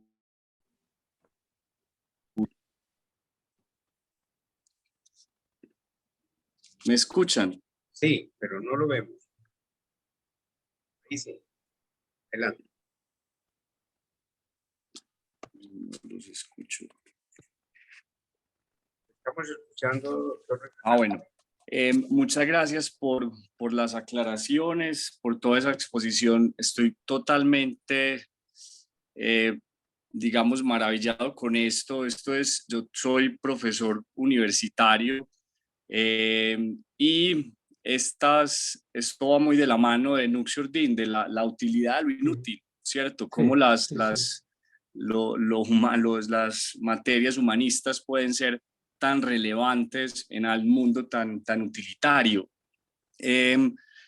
Aquí en esto, digamos que en la universidad y en mi materia, yo doy una materia en derecho, ¿cierto? Que digamos que es, que tiene que ver más con la lectura, pero que realmente, como también lo dicen y coinciden con los anteriores, es muy difícil en este momento, es muy difícil que los estudiantes se conecten con la lectura, que sepan redactar, que sepan interpretar un texto. Es muy acorde lo que usted nos menciona y tengo una pregunta porque también estamos en la discusión de cómo realizar o cómo modificar el currículum, ¿cierto? Cómo hacer ese currículum, y lo que usted nos expone me cae pues muy bien, porque en materias de derecho es muy difícil mirar qué materia elimino. Hay unas que son como de lo que usted decía, del core, ¿cierto? Pero entonces yo creo que ahí tiene que ver mucho la finalidad de la universidad, que usted lo mencionó al principio. ¿Cuál es la finalidad de la universidad? ¿Educar para qué? ¿Educar a ciudadanos para qué? ¿Cierto? Entonces ahí se vienen un montón de inquietudes, de propósitos, educarlos para que sean líderes, ¿cierto? Porque hay unos enfoques de universidades que dicen: yo quiero que mis estudiantes lideren el país, ¿cierto? Hay otros que dicen: no, yo simplemente quiero que mis estudiantes lleguen a las mejores empresas y sean los mejores gerentes, o los mejores ingenieros, o los mejores administradores de empresas. Otros dirán: mi enfoque es rama judicial. Hay un montón de enfoques, y cómo identificar realmente un verdadero propósito que yo pienso que articule todas estas finalidades que se buscan con una educación liberal como la que usted propone. Muy bien. Bien, adelante, doctor Ferrero. Sí, o sea, si he entendido bien la pregunta, es en el caso de una carrera especialmente profesionalizante como es el derecho, ¿no? Donde ya, digamos, viene como definidas las competencias que tiene que adquirir el estudiante, y parece que hay poco margen entonces, ¿no? Para en salida eso, quitar una asignatura, ¿no? Porque son contenidos esenciales, cómo hacer eso compatible con estos ideales humanistas, educativos. Digamos, la idea de que hay mejor dicho, titulaciones profesionalizantes es muy de la tradición francesa, ¿no? Básicamente son pues medicina, enfermería, derecho, ingeniería, alguna más, pero no muchas más, ¿no? Arquitectura también. Y es verdad que esas profesiones, o mejor dicho, titulaciones que preparan para esas profesiones, pues están como muy regladas. Pero puedo contar en mi universidad que sucede lo mismo, es decir, pues medicina, son títulos que se llaman así habilitantes, ¿no? Y cuando uno se gradúa en medicina, pues ya está habilitado para la práctica profesional, y si no, y por lo tanto tiene que cumplir unos requisitos en todo el país homogéneo, etc. Aún así es compatible con que haya un core curriculum. Pero por ir al caso de derecho, que lo conozco un poco, o sea, bueno, sí doy clase, ¿no? Porque doy clase en estas asignaturas transversales, pero justo la materia de derecho es una materia que tiene toda una serie de mis colegas, digamos, los que trabajamos en estos asuntos, lo llamamos así, que es una idea que no he mencionado y que quizá ahora es una ocasión de sacarla, que es: el derecho es una materia que tiene muchos presupuestos y muchas implicaciones. ¿A qué me refiero con presupuestos? Presupuestos históricos y teóricos, ¿no? O sea, el derecho es una ciencia que conecta con la filosofía, que tiene que ver con la historia. El derecho es histórico, se va desarrollando, va cambiando. Y luego implicaciones sociales, evidentemente. Digamos, por decirlo, la finalidad del derecho es la ordenación de la sociedad, la ordenación justa de la sociedad, podríamos decir así, ¿no? Luego a lo mejor nos perdemos, digamos, nos despistamos con los contratos y con el mercantil y con las fusiones de empresas, pero eso en principio tiene para la redundancia, ese principio ordenador, que es que hay una sociedad justamente ordenada.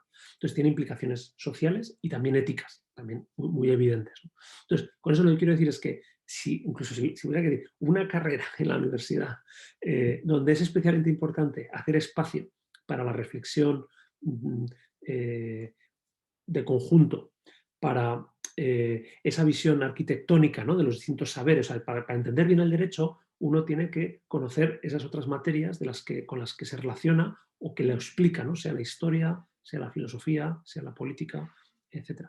Entonces, y puedo decir, en el caso de la universidad en la que trabajo, ha habido un grupo de profesores que ha trabajado en esta línea, hicieron un seminario de trabajo para reflexionar sobre cómo podemos, y esta es una idea que me parece muy útil, en todas las asignaturas, es decir, que esto de dar una visión de conjunto o atender a estos aspectos que he mencionado, que no quede como limitado a materias extra, pues la ética profesional o la historia del derecho, que es muy bueno que las haya, yo pienso que tiene que haberlas, pero eso no es suficiente. Lo ideal, o hacia lo que habría que tender, es a que estos temas, sea la justicia, etcétera, se traten de modo transversal, pues en el derecho civil, en el derecho penal, ¿no?, o el constitucional, pues las cuestiones de política.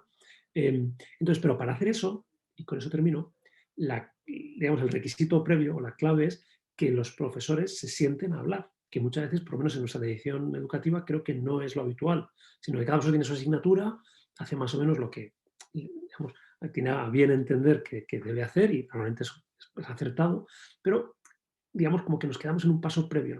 Para tener una buena educación, lo ideal sería que los profesores habláramos más entre nosotros acerca de cuál es el fin que nos proponemos, sobre todo lo en derecho, y de qué modo lo vamos a conseguir. Entonces lo conseguiremos pues coordinando mejor las asignaturas, tratando temas de modo transversal, o como se decía antes, trayendo a profesores de distintas materias o de otras facultades a una clase, a dar un seminario.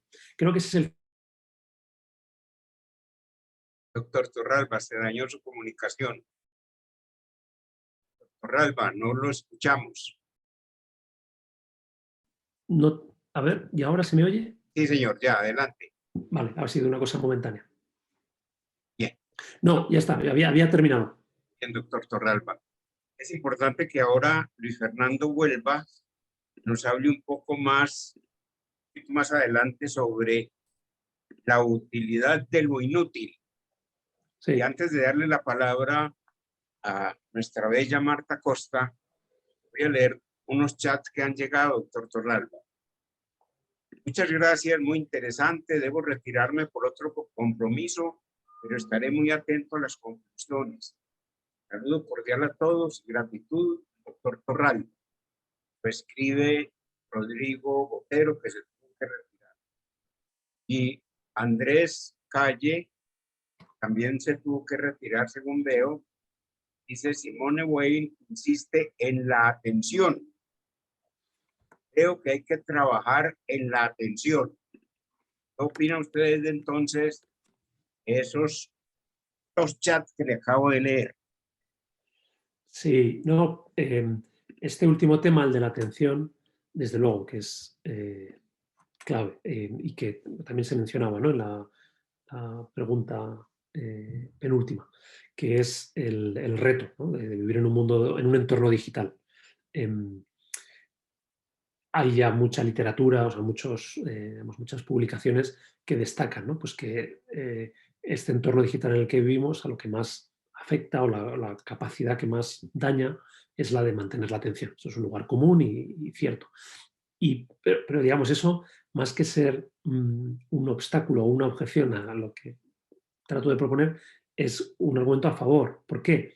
Porque la experiencia de leer un libro, ¿no?, que requiere horas por delante y mantener la atención, pues es quizá uno de los mejores, podemos decir, antídotos, ¿no?, o contrapesos a esa vorágine, ¿no?, a la que nos lleva el mundo digital, sobre todo a los jóvenes. Entonces, si queremos contrapesar y para llegar a un equilibrio, ¿no?, que no se trata tampoco de, que por lo menos no es realista, ¿no?, decir, bueno, cambiamos el mundo digital porque está ahí presente y no va a desaparecer, pues es cultivar este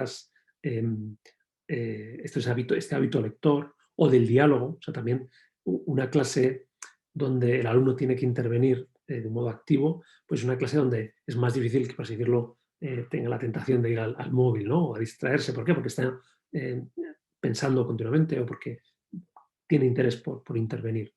Es decir, que sí, la atención desde luego es clave y este planteamiento educativo creo que también ayuda a mejorar ese aspecto. Bien, doctor, muchas gracias. Doctora Marta Costa, adelante.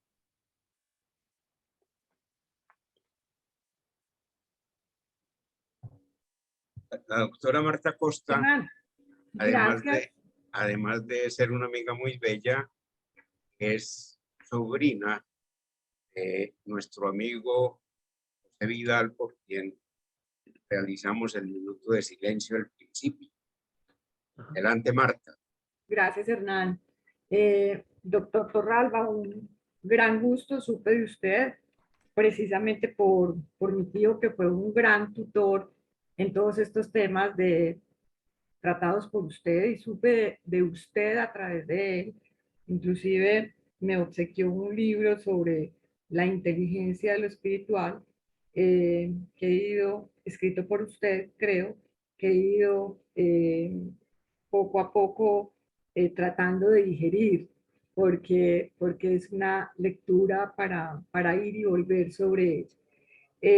Quiero darle los agradecimientos, me pareció maravillosa su intervención, doctor Torralba, sobre estas estrategias de cambio en educación. Quisiera saber dos cosas. Uno, si ya hay algunos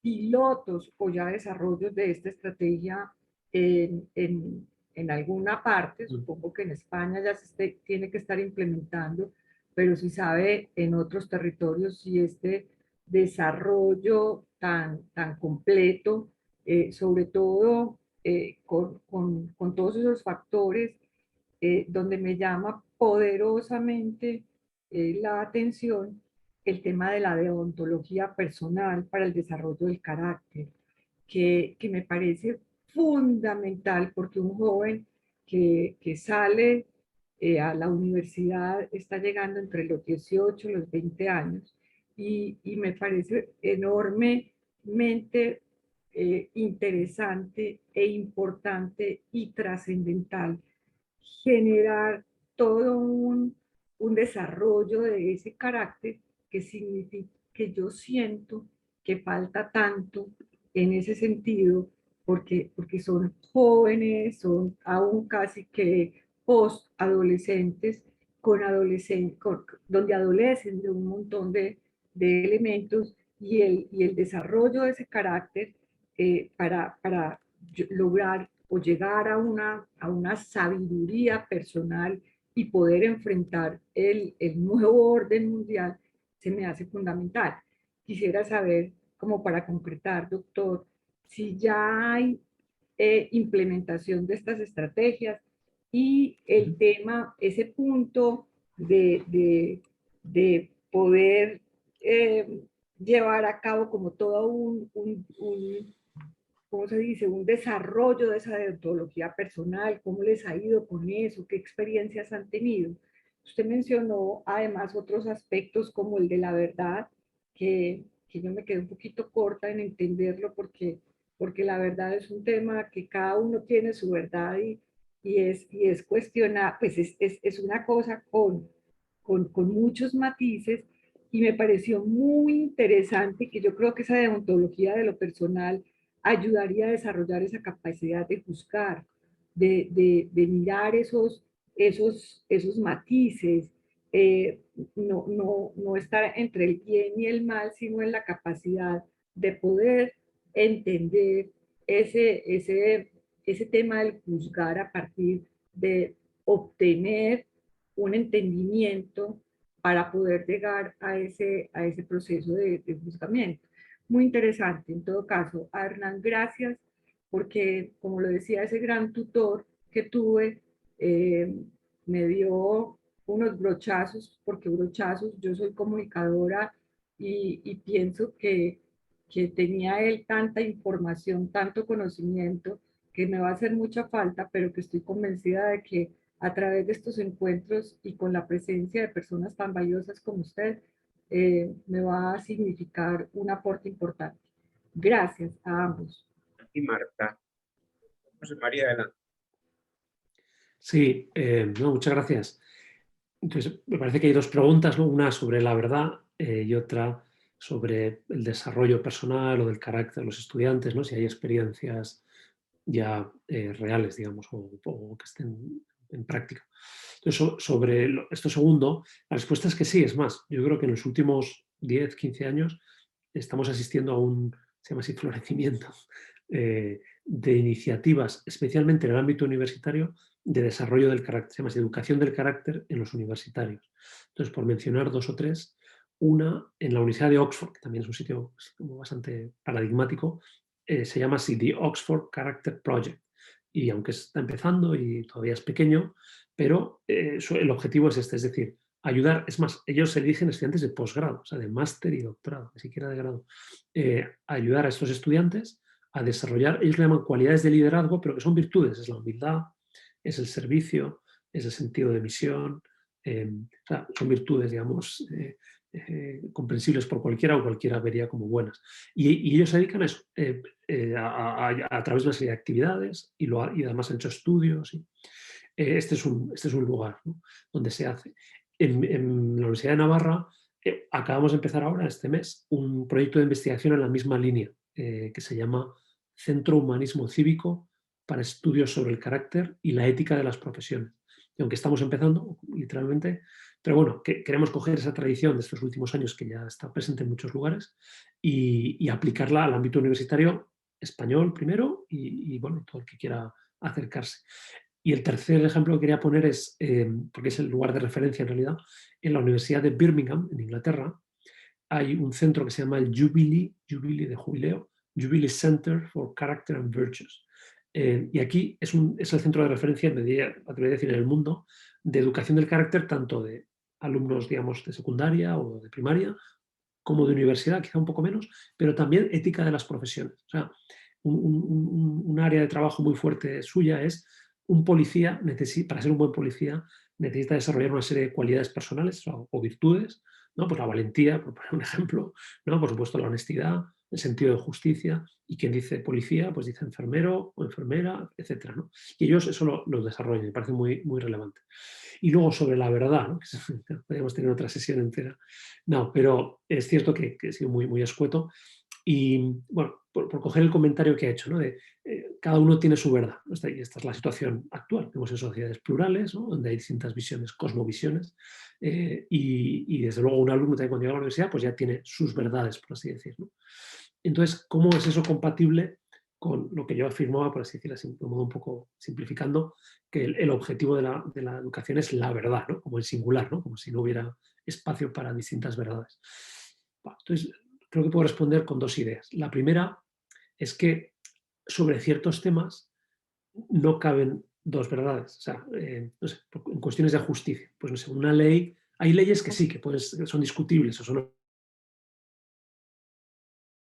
Doctor, se fue la imagen y su voz, doctor Torralba. ¿Se me oye? Ya, sí, ya Ahora sí, volvió. vale. No, decía simplemente, pues, por ejemplo, no muy, muy claro, ¿no? Pues un sistema eso, dictatorial, ¿no?, que quite las libertades a las personas, es opinable, pero digamos, no todas las opiniones son igualmente válidas. Me parece que ese es un principio válido. Entonces, en ese nivel de que no todas las opiniones sobre todos los temas son igualmente válidas, ese es el que nos hay que moverse. O sea, cuando hablo del interés por la verdad, es justo esta idea, ¿no?, de que en la universidad, a través del diálogo, a través de la confrontación de las posturas, lo que tenemos es que intentar descubrir cuál de esas posturas es la más verdadera. También, a veces no solo es una, ¿no? Puede ser, se entiende la idea, ¿no? Y lo segundo es, que es en lo que yo más quería, digamos, detenerme, es en el interés por la verdad. Es decir, más allá de que lleguemos a ponernos de acuerdo, más allá de que hay, de hecho, opiniones distintas y opuestas, sobre todo sobre temas éticos, más allá de eso, lo que sí que en el sentido de que eso es cierto, ¿no? Y no pretendo, pues decirlo, negarlo, ¿no? O que desaparezca, eso es una consecuencia de la libertad humana. Más allá de eso, lo que quiero decir es, hay un común nivel previo que es, muy bien, hay distintas posturas, distintas visiones de la vida, pero lo decisivo es que cada persona tenga el interés de orientar su vida de acuerdo con la verdad, de acuerdo con lo justo, de acuerdo con lo correcto. ya digo, que al final cada persona a lo mejor lo encuentra de una manera o de otra, ¿no? Y hay una variabilidad y una libertad ahí que no solo no se puede negar, sino que no se debe negar. Pero ese deseo de, o sea, digamos, termino con esto, lo contrario a la verdad no es lo más contrario a la verdad no es la falsedad, sino la indiferencia.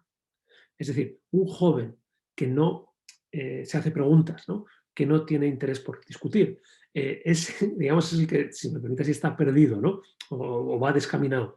Un joven que tiene respuestas erróneas, pero las tiene porque las considera correctas, tiene sus argumentos, bueno, está en el camino de la verdad, porque lo que le lleva a tener esa postura es que tiene razones para ello. Esa sería quizá una respuesta a su pregunta.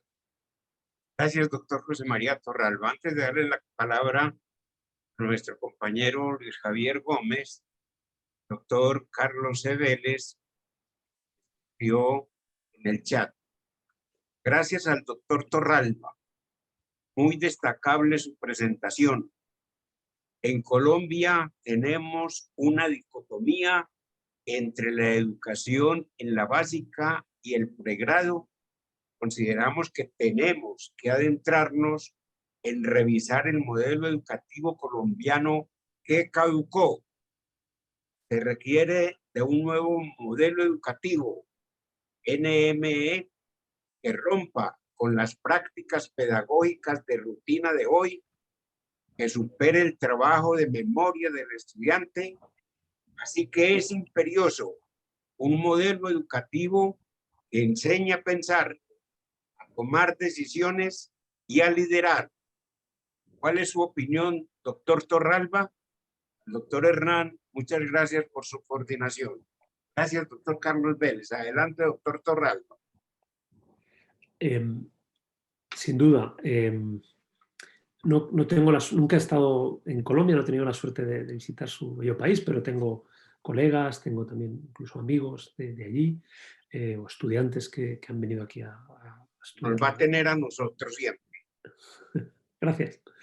Y, o sea, que no conozco, digamos, la realidad, ¿no? Concreta a la que se refiere del sistema educativo, pero puedo sospechar que no es muy distinta, pues, de la que tenemos en España o en otros países que quizás sí conozco un poco más, como Chile o México, ¿no? Al final venimos de la misma tradición, ¿no? Y somos sociedades muy similares, con nuestras diferencias. Entonces, en ese sentido, aquí en España estamos ahora mismo en una crisis educativa de la enseñanza básica, obligatoria, muy grave, ¿no? Es decir, hay una nueva ley que va, por así decirlo, se puede, si me permiten la simplificación, en la edición opuesta a todo lo que acabo de decir, ¿no? Y sí, lo único que diría es que puede parecer que como esas tendencias pedagógicas, ¿no? Que van en una dirección opuesta a lo que he intentado proponer, digamos, son fuerzas a las que no cabe oponerse, ¿no? O que no tienen remedio, ¿no? Pues porque, bueno, es la dinámica de la historia, alguien diría, ¿no? O como vienen también del Estado, que en este caso en España es así, creo que en los países igual, pues bueno, no cabe una oposición muy directa, ¿no? A eso lo que quiero decir es que hay esperanza. Por un lado, uno de los principios que mencionaba es que lo decisivo son las personas, no la estructura, o sea, no las leyes.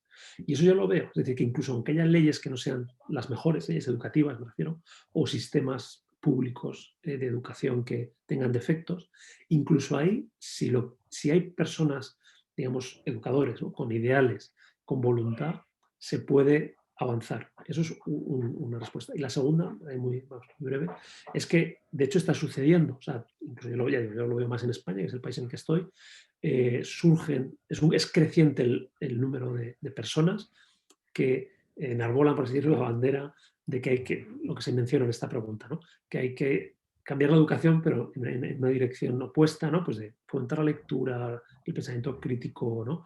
La libertad de pensamiento, no imponer, pues, ideologías.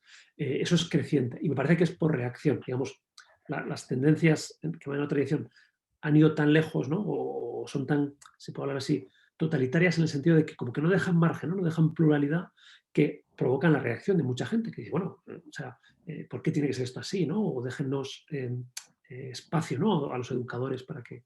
Entonces, en ese sentido yo soy optimista, o mejor dicho, esperanzado. Optimista no, porque no es que esto vaya mejor, va peor, si se puede hablar así, pero hay, digamos, mientras, se dice, ¿no? En español, mientras hay vida y esperanza, y aquí no es tanto la vida biológica, sino mientras haya vida intelectual, mientras haya reuniones como estas, ¿no? Donde hablemos de estos temas y sea tan agradable y tan fructífero, hay esperanza, ¿no? Porque creo que eso es lo que vale la pena. Adelante, doctor Luis Javier.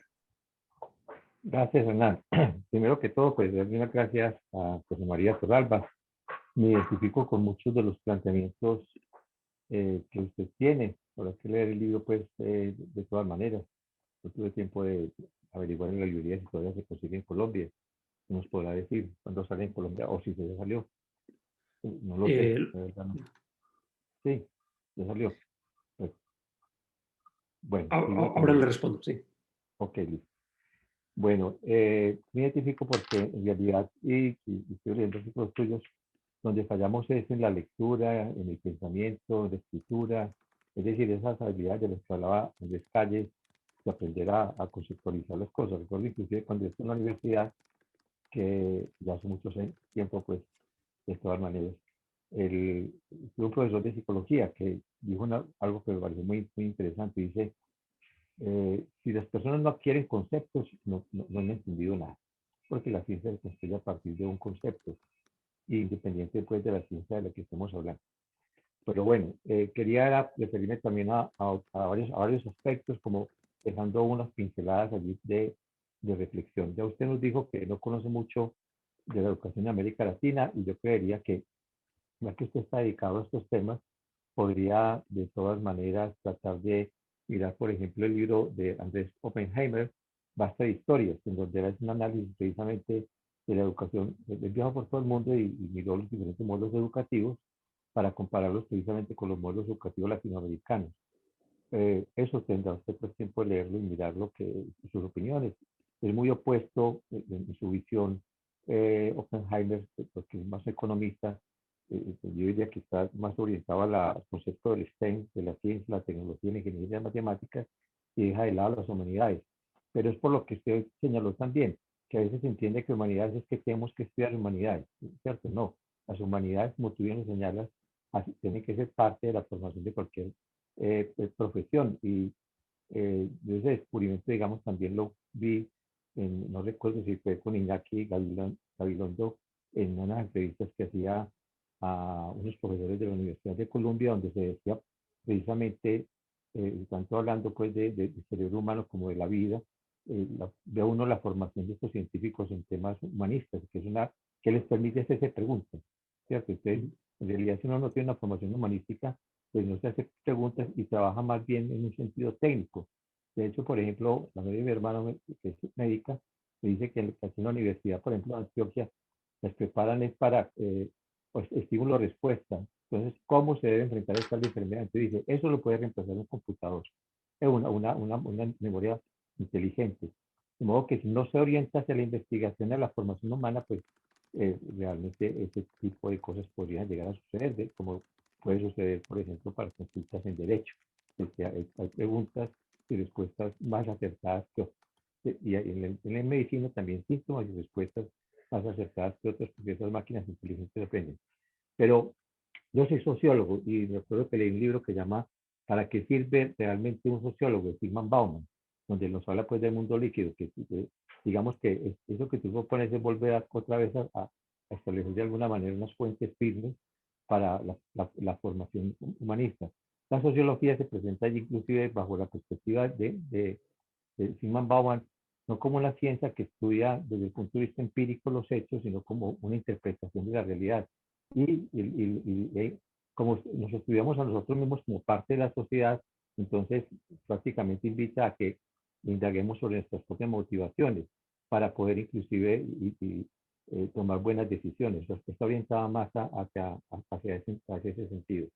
¿Qué veo yo en América Latina? Una educación muy ideologizada, es decir, que ha perdido sus fundamentos inclusive científicos, pero enfrentada a esta otra que quiere solamente mirar la ciencia, la tecnología, la ingeniería y la matemática, influenciada de alguna manera por los países desarrollados, pero sin tomar el aspecto humanista. Entonces ahí hay una dicotomía que digamos que en América Latina hay que resolver. Pero hay otro autor latinoamericano que es Manfred Maxner, que seguramente tú debes conocer, que habla de la transdisciplinaridad. No sé si has oído hablar de ese término. Él inclusive fue director universitario, pues, rector y todo de la Universidad de Chile, y él tiene unos escritos sobre fundamentos de la transdisciplinaridad. Porque hoy en día cualquier asunto que queramos abordar desde el punto de vista social y más, digamos, desde el punto de vista político, donde se sienta un alcalde, un gobernador o un presidente a solucionar cosas, pues tiene que mirar los diferentes aspectos que se relacionan con el asunto, ¿cierto? Para poder sacar buenas leyes, tomar buenas decisiones, etcétera. Entonces, quería preguntarle si has leído algo sobre eso y si no, invitarte a que conozcas un poquitico sobre ese tema. De todas maneras, estoy muy, muy agradecido por su charla.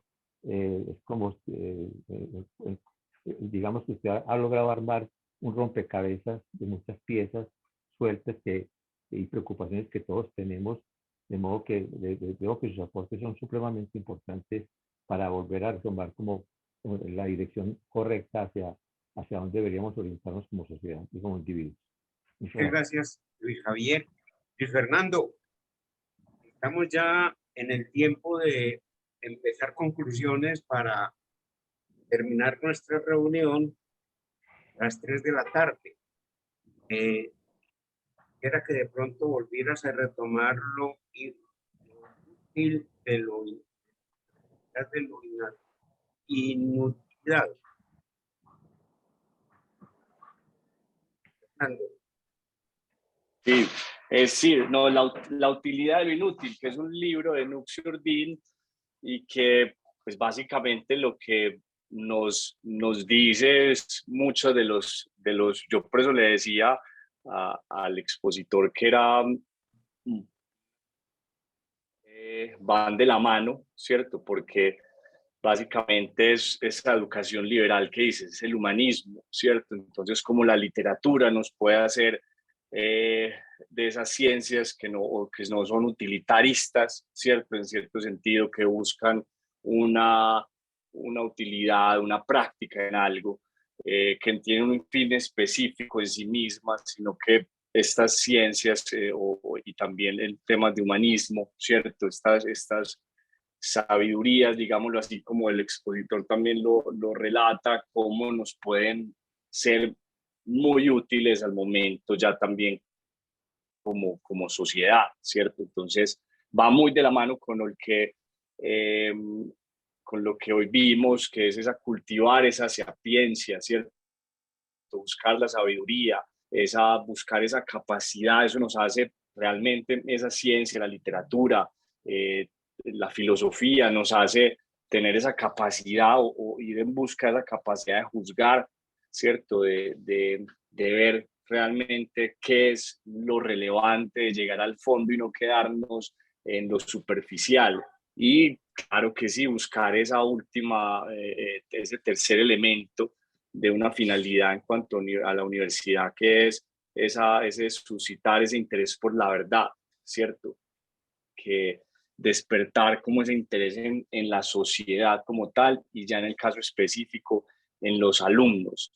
Creo que ese es lo que resume, y el profesor ya José María me corregirá, pero eso es como una conclusión de lo que vimos hoy, por eso traje a colación ese libro de la utilidad de lo inútil. Gracias, doctor Montoya. Augusto, ¿tienes alguna conclusión antes de darle la palabra al doctor José María para terminar, o alguna otra persona que quiera participar? Adelante, Augusto. Me resulta interesante, claro, está el nuevo camino, un camino del profesor Torralba, pero hacer hincapié en una cosa que ha dicho Andrés Calle, y un poco, y el profesor Torralba ha corroborado, ¿no? El momento que es crucial desde mi punto de vista, porque, y esta es idea también personal, yo creo que se está cambiando la forma de pensar de analógica a digital. Que el trasfondo de todo esto es un cambio de forma de pensar, evolutivo, ¿no? Entonces, la importancia que tiene ahora mismo en la exclusión social, que Andrés Calle ha hablado de los irrelevantes, y lo importante también de cuidar la igualdad de oportunidades. Yo creo que es un momento clave de alguna forma, cubrir analógicamente los problemas sociales. Bien, Augusto. ¿Alguien quiere participar? Rodolfo, Emma, Sí, Rodolfo Salas. Rodolfo, adelante desde Argentina. Sí, felicitaciones para el doctor Torralba. Maravillosa y estupenda su participación, pero también no quiero olvidarme de la excelente coordinación realizada por Hernán. Ese es el tema. El tema que me atrapó un poco fue cuando habló de marketing y liderazgo y cómo que está relacionado ahora con los negocios, y dentro del liderazgo creo de que él se hacía referencia a la inteligencia emocional que hay que tener para saber comunicarse de la forma más apropiada. Igualmente felicito a todos los asistentes a esta reunión porque fueron muy positivas sus participaciones. Muchísimas Saludos. gracias. Muchas gracias, Rodolfo. ¿Alguien más quiere participar? Gemma, ¿quieres participar? Adelante, doctor José María Torralba. Saquemos una conclusión, pero antes quiero leer un chat que usted puso que dice que su libro se puede comprar y ahí está la dirección para la compra de la dirección. Voy a ver si lo puedo mostrar.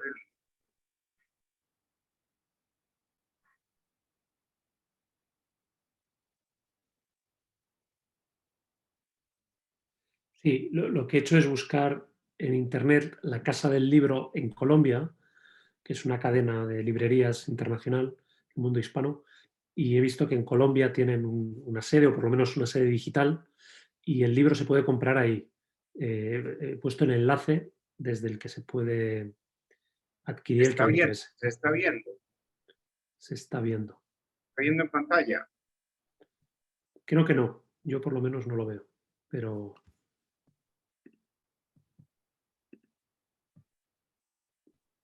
bueno, todo el mundo tiene acceso a ese Sí, enlace. O sea, pero ya eso es. lo vimos en el acceso. Sí. Está. Incluso en Amazon también está para Kindle versión o lo que sea. También, pero a veces Amazon me parece más caro, ¿no? Dependiendo de los países. Y la Casa del Libro es la sede de Colombia, digamos, o la venta es en Colombia directamente. O sea que sí, el libro está disponible para el que... Yo encantado de que le den difusión, por supuesto. Alcanzaron a ver entonces de pantalla. Y nada, yo, vamos, muy agradecido también por ahora está compartiendo la pantalla. Bueno, ahí se ve, ¿no? Que es casadelibro.com.co, o sea, de Colombia. Y también se puede comprar en ebook. Vení. No, Alejandra quería. Bueno, doctor, entonces, conclusión general. Sí, mi conclusión es de agradecimiento, me alegro mucho de haber compartido este rato y sobre todo de la sintonía intelectual que creo que ha habido, ¿no? En el coloquio, por las preocupaciones compartidas, el diagnóstico y en buena medida también me parece por lo menos la línea general de trabajo, ¿no? Porque el título de la sesión era pues, cómo avanzar o cómo mejorar en la educación en nuestro mundo, en nuestra sociedad, y yo creo que aunque sea un poco, hoy hemos avanzado. O sea que muchas gracias. Entonces, 2 o 3 ideas fundamentales que quedaron fueron ciencia, sabiduría, cosmología y carácter, elementos importantes para tener con nuestros alumnos a través de la lectura de los clásicos, para que ellos, de acuerdo con el método socrático, infieran de ahí formación personal. Muchísimas gracias, doctor Torralba, por su asistencia, cede sus ocupaciones. Le agradezco infinitamente. Voy a continuar conectado con usted. Voy a seguirle mandando información sobre este grupo y a cada uno de ustedes y a mi hermana Gemma que está presente. Muchísimas gracias por su participación y hasta luego. Estupendo. Un saludo. Bueno. A todos, feliz tarde. Hasta luego.